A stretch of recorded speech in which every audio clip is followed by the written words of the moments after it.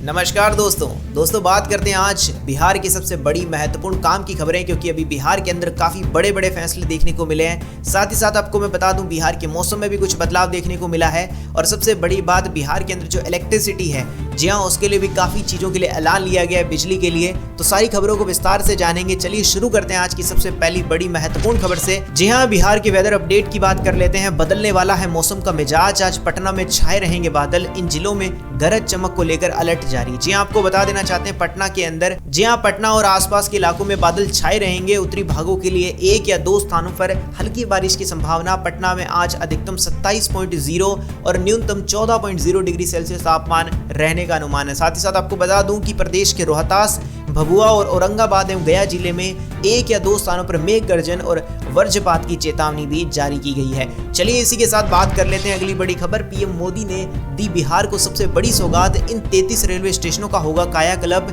मिलेगी world class service.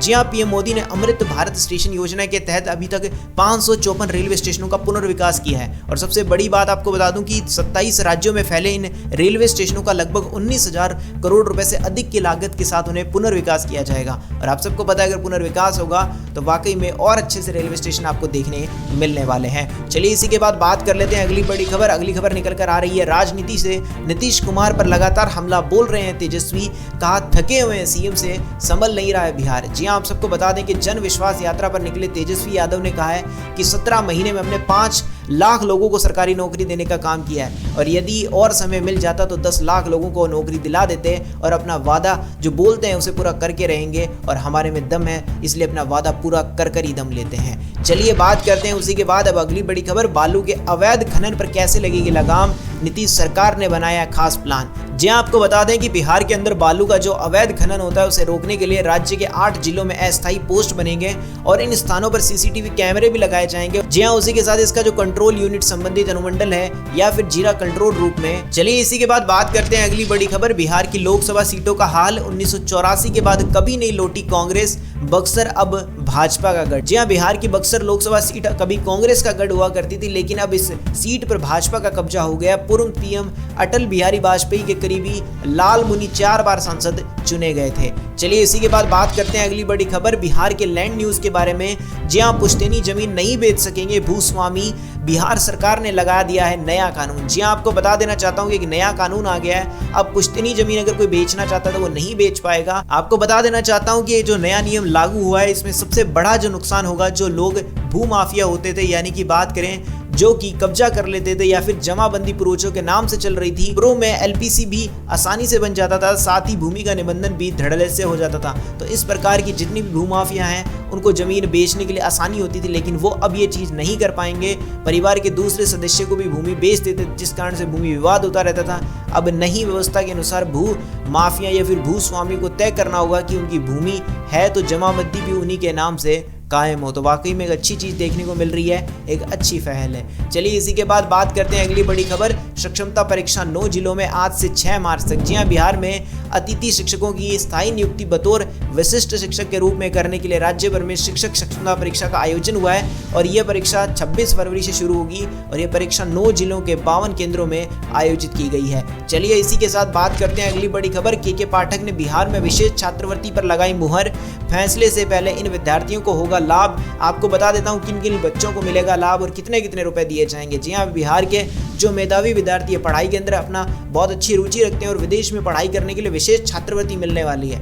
और उच्च शिक्षा में नवाचार और शोध को बढ़ावा देने के लिए इसके लिए शिक्षा विभाग ने 2024-25 के स्टेट लेवल फेलोशिप देने की योजना शुरू की गई है। अब इसमें आपको बता देते हैं फेलोशिप स्कीम पर जो सालाना 5 से 8 करोड़ रुपए का खर्च होगा, ऐसा बताया जा रहा है। और इसमें सभी विषयों में प्रत्येक वर्ष बिहार से 400 से 500 मेधावी विद्यार्थियों को पीएचडी करने के लिए फेलोशिप दी जाएगी। चलिए बात करते हैं अगली बड़ी खबर। अगली बड़ी खबर आ रही है बिहार में भीषण सड़क हादसा, 9 लोगों की मौत, सीएम नीतीश ने जताया शोक। जी हाँ, बिहार के कैमूर जिले के मोहनिया क्षेत्र में एक सड़क हादसा हुआ जिसमें 9 लोगों की मौत हो गई। और सबसे बड़ी बात आपको बता दूं, तेज रफ्तार ट्रक की चपेट में स्कॉर्पियो और बाइक के आने से दर्दनाक हादसा हुआ है। मौके पर पुलिस टीम भी पहुंची है। और साथ ही साथ ये भी बताया जा रहा है कि भोजपुर गायक छोटू पांड्या सहित 9 लोगों की सड़क हादसे में मौत हुई है। रविवार को रात को भीषण हादसा हुआ। ये जो हादसा हुआ था वो रविवार को हुआ था था, स्कॉर्पियो रोड के दूसरी ओर जाकर गिर गई और कंटेनर से टकरा गई। इस हादसे में जितने भी लोग थे उसके अंदर 9 लोग उनकी मौत हो गई और उसके बाद बताया जा रहा है कि उसमें मरने वालों में बक्सर जिले के भोजपुरी सिंगर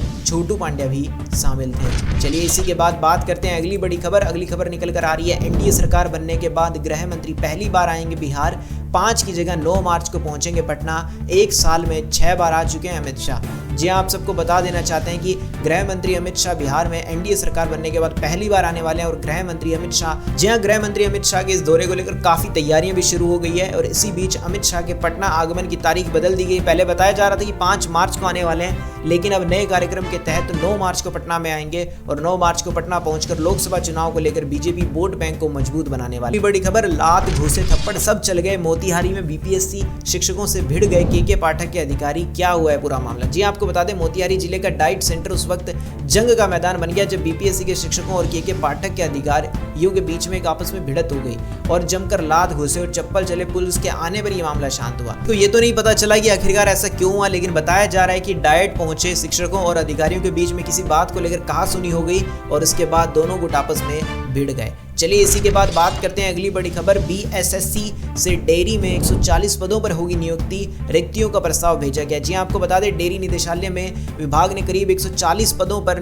भर्ती के लिए इसका जो नियुक्ति है वो आगे प्रस्ताव भेज दिया है और इनमें 30 डेयरी फील्ड ऑफिसर और 29 पशुधन सहायक के पद शामिल है। प्रस्ताव पर जल्दी स्वीकृति मिल जाएगी तो आने वाले समय में नौकरियां आ ही जाएंगी। चलिए बात करते हैं अगली बड़ी खबर। गोलियों की धड़धड़ाहट से गूंजा पटना, जमीन विवाद में 10 राउंड फायरिंग, इलाके में दहशत। जी हां, राजधानी पटना में जमीन विवाद को लेकर जमकर फायरिंग हुई। दबंगों ने 10 से 15 राउंड फायरिंग कर दी। सबसे बड़ी बात, पुलिस के मुताबिक एक जमीन के 2 दावेदार हैं जिसको लेकर विवाद हुआ था और एक पक्ष ने दूसरे पक्ष के सामने इस प्रकार से फायरिंग करना शुरू कर दिया। चलिए बात करते हैं अगली बड़ी खबर। बिहार में अब स्पीड ब्रेकर से बनेगी बिजली, जलेगी ट्रैफिक लाइट। एनआईटी पटना को मिली सफलता। जी आपको बता देता हूं कि अब विभिन्न जगहों पर स्पीड ब्रेकर लगाकर बिजली का उत्पादन किया जाएगा, जिससे कम से कम जो स्ट्रीट लाइट होती है, जो वहां पे रोडों पे लगी लाइट है, उसके लिए बिजली तो बन जाएगी, ऐसा बताया गया। और आपको पता है स्पीड ब्रेकर लगेंगे तो उसके ऊपर गाड़ियां निकलेगी तो उससे ऑटोमेटिकली बिजली प्रोड्यूस हो पाएगी। इससे सबसे बड़ी बात है, एक तो प्रदूषण भी नहीं होगा और सस्ती बिजली भी बन जाएगी। चलिए इसी के बाद बात करते हैं अगली बड़ी खबर। बिहार में रोज 600 लोगों को काटते हैं कुत्ते। 1 साल में 2 लाख लोगों को काट लिया।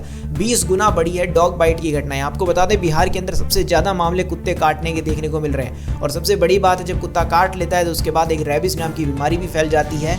और आपको बता दें, इस बार सबसे बड़ी चीज देखने को मिली है कि 2021-22 में इन कुत्तों के काटने की जो संख्या है वो लगभग 9,809 हो गई थी और वहीं पे इसे देखते देखते काफी ज्यादा बढ़ गई ये संख्या और सच में ये कंट्रोल नहीं हो रही है। तो इसी के लिए कुछ ना कुछ कदम हो सकता है आने वाले समय में उठाए जाएंगे।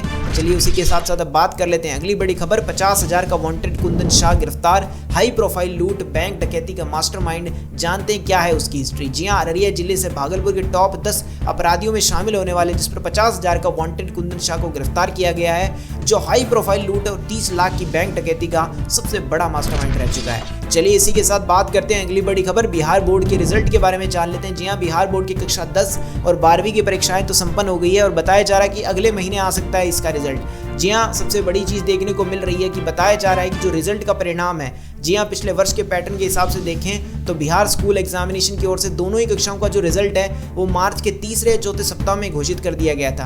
तो उम्मीद जताई जा रही है कि इस बार भी इतना जल्दी रिजल्ट देखने को। चलिए बात करते हैं अगली बड़ी खबर। सोना चांदी की अंगूठी छोड़िए, अब खरीद लीजिए सैमसंग की स्मार्ट रिंग। दिल से लेकर नींद सबका ख्याल रखेगी। जी आपको बता दें कि सैमसंग कंपनी ने हाल ही में एक सबसे बड़ी गैलेक्सी रिंग को लॉन्च किया है और यह हेल्थ ट्रैकिंग स्मार्ट रिंग है। इस साल के अंत में लॉन्च होगी, जो नींद, हार्ट रेट और इन सब को ट्रैक कर सकेगी। आपके सामने स्क्रीन पर दिख रही है। क्या लगता है आपको ये कितना इफेक्टिव होगी या नहीं होगी, उसके लिए आप मुझे कमेंट्स में बता सकते हैं। और अभी कहा जा रहा है कि इसे कोई भी 24/7 पहन सकता है। चलिए इसी के बाद बात करते हैं अगली बड़ी खबर। खुशखबरी, बिहार के इस जिले से कटरा अयोध्या के लिए चलेगी स्पेशल ट्रेन। जानते हैं टाइमिंग और रूट। जी आपको बता देना चाहते हैं कि रामलला के दर्शन करने के लिए बेतैया से कटरा अयोध्या के लिए स्पेशल आस्था ट्रेनें शुरू होंगी, जो कि 28 फरवरी को खुलेंगी। और इसके लिए बताया जा रहा है जो टाइमिंग है, ट्रेन रात्रि 11 बजे से लेकर बेतैया से खुलेगी, जो कटरा अयोध्या तक जाएगी। और इस ट्रेन के जाने वाले यात्रियों को अयोध्या का दर्शन कर 1 मार्च को पुनः बेतैया लौट आएगी। तो ये थी आज की सबसे बड़ी महत्वपूर्ण बिहार की काम की खबरें। कैसी लगी आपको सारी की सारी बड़ी खबरें, मुझे कमेंट सेक्शन में बताना मत भूलिएगा। मिलूंगा ऐसी अच्छी और वीडियो के साथ। तब तक के लिए इस वीडियो को लाइक नहीं किया तो लाइक कर दो, चैनल सब्सक्राइब नहीं करके तो सब्सक्राइब करके घंटी के निशान को दबाना मत भूलिएगा। तो मिलते हैं अगली वीडियो में, तब तक के लिए जय श्री राम, जय हिंद, वंदे मातरम।